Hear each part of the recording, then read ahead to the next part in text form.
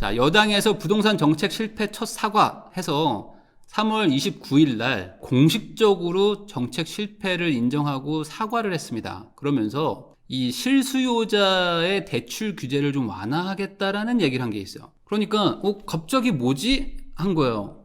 왜 지금 대출 규제를 막 하고 있는데 갑자기 뭐 실수요자들한테 대출을 풀어주겠다고 하는 거지? 이러면 이거 어떻게 하려고? 지금 정부와 스탠스가 완전 다른 얘기를 하잖아요. 자, 근데 이거 보세요.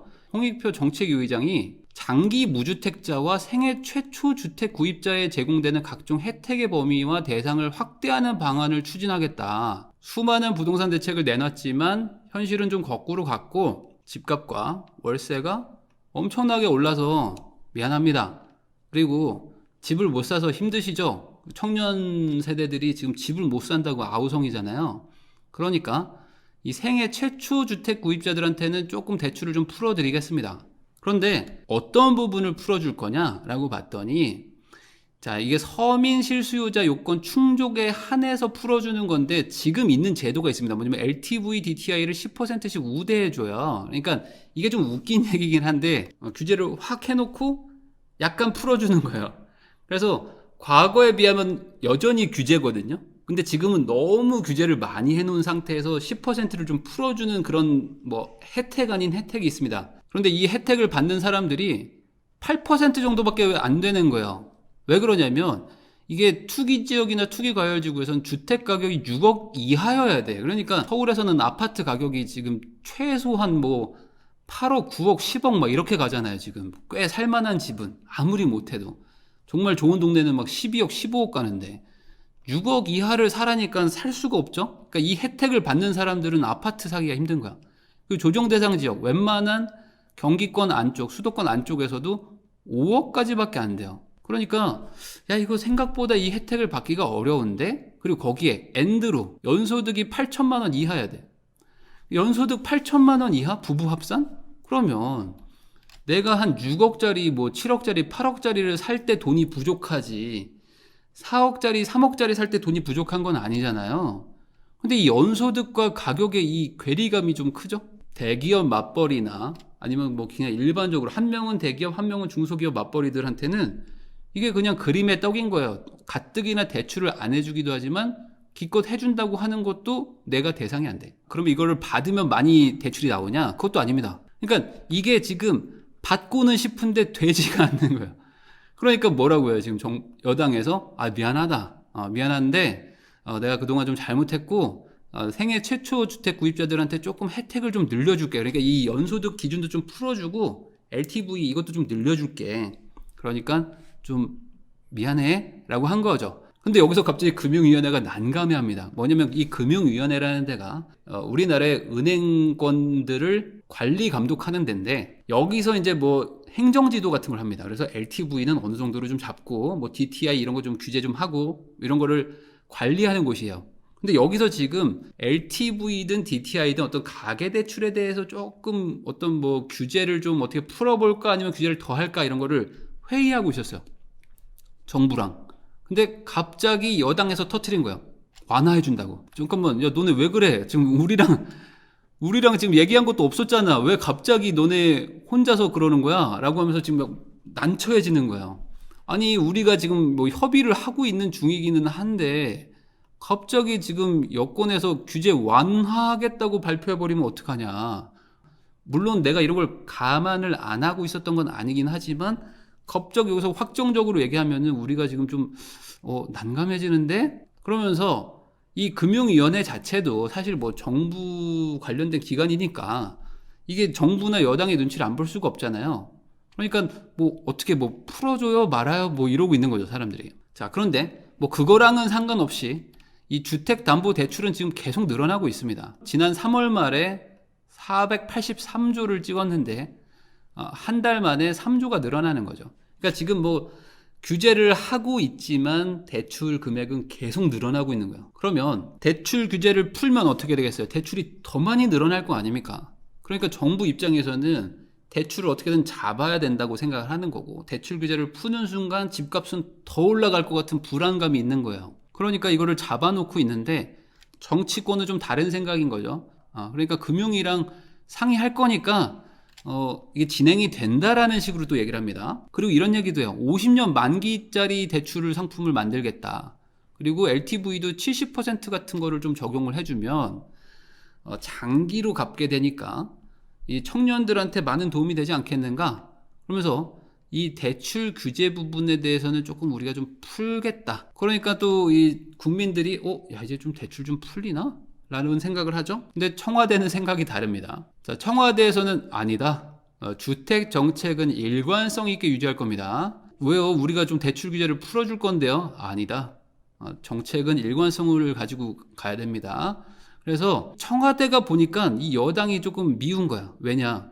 아니 지금 서울시장하고 부산시장 선거가 있는데 여기서 약간 지지율 조금 떨어지니까 지금 뭐 정부가 잘못했다는 거냐? 지금 왜 우리 탓을 하냐? 이 얘기인 거죠. 그러니까 이건 정책 실패로 사과를 하면 안 되지 않겠냐? 우리는 지금 주택 정책을 지금 일관적으로 지금 추진하고 있는데 왜 이러냐? 그러면서 민주당에서 얘기한 거를 청와대나 정부에서는 그거는 시장에 잘못된 시그널을 줄 것 같다.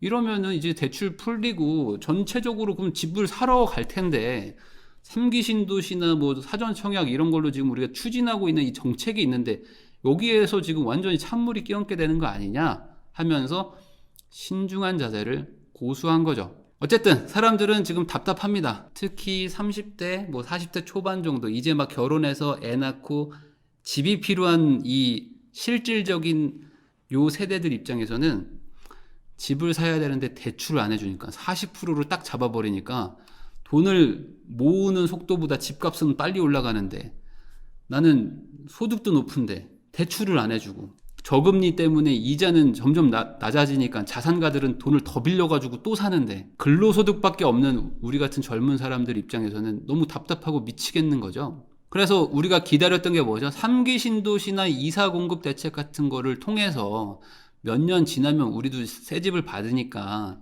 좀 기다려보자. 좀 믿고 기다려보자. 그러면 저렴한 공공주택 같은 게 나오지 않겠느냐라고 기다렸던 사람들 입장에서 갑자기 여당에서 대출을 풀어준다고 하니까 그럼 뭐야? 대출 풀어주면 지금 사야 되는 거 아니야? 왜? 지금도 올라가고 있으니까. 지금도 이렇게 올라가고 있는데 내가 못 샀던 거잖아요. 안 산 게 아니고 못 샀던 거잖아요. 대출을 안 해줘서 못 샀던 건데 대출을 해준다고? 그럼 나 살 수 있는 거 아니야? 그럼 사러 가야지. 라고 된다는 거죠. 그러면서 여기선 패닉바잉이라고 했지만 패닉바잉은 아니고요. 그냥 사러 가는 거죠. 대출해주니까. 그런데 이 국민들이 조금 불안한 거예요. 뭐냐면 이게 하필 선거 전에 나왔죠. 이게 선거 이후에 만약에 나왔으면은 그래 이제 진짜 정책적으로 좀 풀어주나 보다라고 생각을 할 텐데 선거 일주일 전에 이런 얘기를 하니까 야 이거 어떻게 나 믿고 있다가 만약에 대출 안 해주면 어떡하지?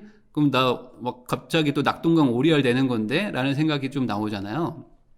그래서 또 혼란스러워지는 겁니다. 자, 그런데 오늘 4월 6일에 단독 기사가 하나 동아일보에서 뜨는데 신규 분양 대출을 풀어주겠다. 그리고 LTV, DTI 규제를 완화해주겠다고 합니다. 신축 아파트를 내가 산다면 지금 분양을 내가 받아야 되는데 대출 규제가 너무 크단 말이죠. 그래서 대출이 아예 안 나오니까 신축 분양 자체를 포기하는 사람들도 나타나는데 안 된다 이거는. 신축 아파트는 어차피 무주택자들밖에 분양을 못 받으니까 이 사람들한테는 풀어줘야 되는 거 아니냐. 그러니까 실수요자다 이 사람들은. 그러니까 최소한 60%는 해주자. 그리고 이 LTV 집값 대비 대출을 너무 잡아놨는데 이것도 신축 아파트라면 10에서 20포인트 정도는 높게 해주자. 왜냐면 신축이 워낙 비싼데 이거를 대출을 안 해주면 안 되잖아요. 최소한 이제 입주 때까지는 그래도 한 3년 정도는 남아있으니까 그 안에 내가 돈을 어떻게든 바짝 모으면 되잖아요. 그러니까 좀 대출 여력만 좀 돼도 내가 집을 살 수 있는데 안 해줘서 못했단 말이죠. 그런데 여기서 이제 포인트를 높여주면은 그럼 나도 살 수 있겠는데? 라는 생각이 드는 거죠. 그런데 거기서 정부가 바로 반박 기사를 바로 냅니다. 뭐냐? 아니다. 그것은 사실과 다릅니다. 구체적인 방안은 확정된 바가 없다. 현재 뭐 관계부처 간 지금 뭐 리스크 관리를 위한 방안을 협의 중이긴 하지만 정해진 게 없기 때문에 지금은 오해하지 말라. 또 정부 얘기들이 좀 그렇게 나오다 보니까 정치권에서 여당 쪽에서도 조금 부담을 느낀 것 같아요. 뭐냐 이제 우리가 좀 대출도 좀 풀어주고 정책 실패에 대해서 좀 인정도 하고 했는데 정부에서는 딱 아니라고 그렇게 얘기하면 어떡합니까? 라고 이제 반박을 계속 하니까 우리가 한 발 좀 물러나야 되겠는데?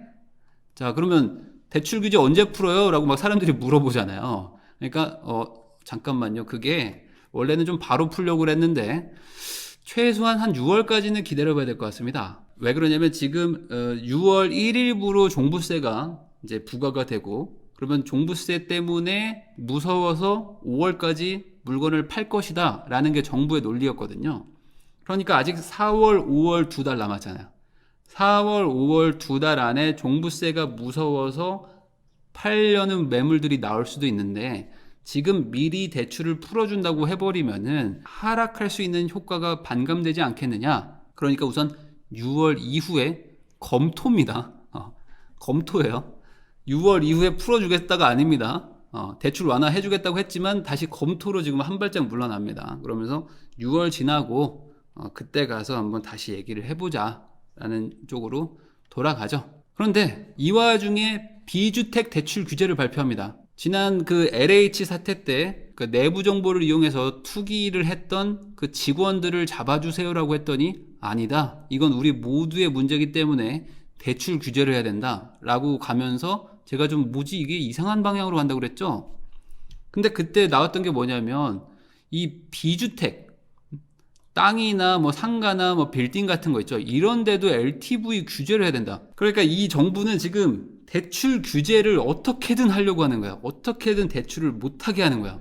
그런데 주택이야 사실 뭐 전세도 있고 실거주 문제도 있지만 땅이나 상가나 빌딩 같은 거는 사실 어찌 보면 뭐 땅은 좀 그렇지만 수익성이라서 월세를 받을 수 있는 물건이잖아요. 그러니까 월세를 받아서 이자를 내는 그런 물건들인데 이런 거에서 대출 규제를 해버리겠다는 거예요. 아니 그러면 월세가 잘 나오는 물건인데 대출을 받아서 이자를 내고 남는 돈이 있으면 이걸 살 수도 있는 건데 아니다. 이런 걸 사면 안 된다는 거죠. 그러니까 이게 왜 안 되는 건지 잘 모르겠는데 주택 시장에서 고강도 규제를 했는데 이제는 비주택, 이 상가나 뭐 빌딩 뭐 이런 것 쪽에서도 대출 규제를 팍 해가지고 못 사게 하겠다. 왜죠? 그럴 수밖에 없다. 우리 모두의 문제니까. 그래서 지금 이 주택 시장에 고강도 규제를 함으로써 이게 반사이익을 받은 것도 있어요. 종부세를 엄청 올리고 대출을 안 해주고 뭐 다주택만 하면은 막 취득세 올리고 막 재산세 올리고 다 해버리니까 안 되겠다. 우리 좀 상가나 뭐 이런 데로 꼬마 빌딩으로 갑시다 해서 꼬마 빌딩 상가들 가격들이 막 급등했거든요. 그러면서 그 급등세에 필연적으로 대출을 받아서 사람들이 샀단 말이죠. 근데 그 대출을 갑자기 끊어버리겠대. 원래 만약에 뭐 70%에서 80% 정도를 만약에 해줬는데 이거를 지금 뭐 시장에서 지금 소문은 40%까지 낮춘다고 하는데 이게 뭐 루머라는 얘기도 있고요. 정부에서 뭐 1차적으로는 좀 아니다라고 얘기는 했지만 만약에 그냥 뭐 현재 주택처럼 절반으로 줄어들게 한다면은 만약에 내가 뭐 한 30억을 대출 받았던 사람 입장에서는 15억을 갑자기 어디선가 막 만들어내야 되는 거야. 그러면 이거를 어떻게 할 수 있는가? 그럼 이쪽은 진짜 박살 나는 거거든요. 이쪽 샀던 사람들 입장에서는 말 그대로 고점에 물리게 되는 것밖에 안 되는 거야. 원래 7, 80% 대출을 해주니까 이걸 믿고 내 큰 돈, 내 전 재산을 막 털어가지고 상가도 사고 빌딩도 사고 해서 노후 대비도 하고 하려고 했던 사람들 입장에서 갑자기 룰을 깨는 거죠. 갑자기 40% 이런 식으로 낮춰버리면 이것도 소급 적용인 거잖아요. 어찌 보면 지나고 나서 이렇게 규제를 해버리는 거잖아요. 사고 나서 이런 걸 해버리면은 이 사람들 입장에서는 갑자기 원금도 상환해야 되겠지만 이 돈을 어디서 구하겠어? 이건 못 구하는 거죠. 그러면 이거는 은행에서 만약에 상환 요구를 한다거나 아니면은 뭐 대출을 갈아탈 때 이거 막막해지는 겁니다. 그리고 더 문제가 있어요. 뭐냐? 그러면 어떻게 될까요? 자, 주택을 누르니까 상가 쪽이 풍선 효과가 났죠. 서울을 누르니까 경기도 지방의 풍선 효과가 났죠. 그리고 지방을 누르니까 다시 서울로 풍선 효과가 났죠. 그러면 이제 상가나 땅을 눌러버리면 어떻게 되죠? 다시 주택으로 가겠죠. 주택으로 다시 가고 지금 재건축, 재개발 바람이 부는데 여기서 다시 상가로 갔던 돈들이 주택으로 오면 어떻게 됩니까? 그리고 일부는 뭐 또 코인, 주식 뭐 이런 데로 또 막 가겠죠. 그러니까 지금 두더지 잡기를 하는 거거든요. 산 사람들한테 대출 규제, 청약 넣은 사람들한테 대출 규제, 이미 가지고 있는 사람들한테 종부세 인상, 그리고 가지고 있는 사람들한테 공시가격 인상. 이런 걸 하는 거죠. 그러니까 이제는 이 시장에 있는 사람들이 이걸 믿고 뭘 할 수가 없는 상황이 되는 거야. 지금 상가 규제하고 뭐 지금 대출 규제 풀어주고 이런 것들을 하게 되면은 지금 상황에서는 악수라고 봅니다. 이거는 진짜 악수입니다. 이렇게 가잖아요. 그럼 집값 더 올라갈 것 같아요. 문제는 근데 내년 상반기에 대선이 있기 때문에 지금 요구가 너무 커요. 국민들 입장에서 대출 좀 풀어달라고 그래. 그리고 LH 때려잡아달라고 하죠. 근데 여기서 지금 이상한 정책들로 지금 어떻게든 메꾸고 넘어가려고 하는 것 같은데 이대로 가잖아요. 하반기 볼만할 겁니다.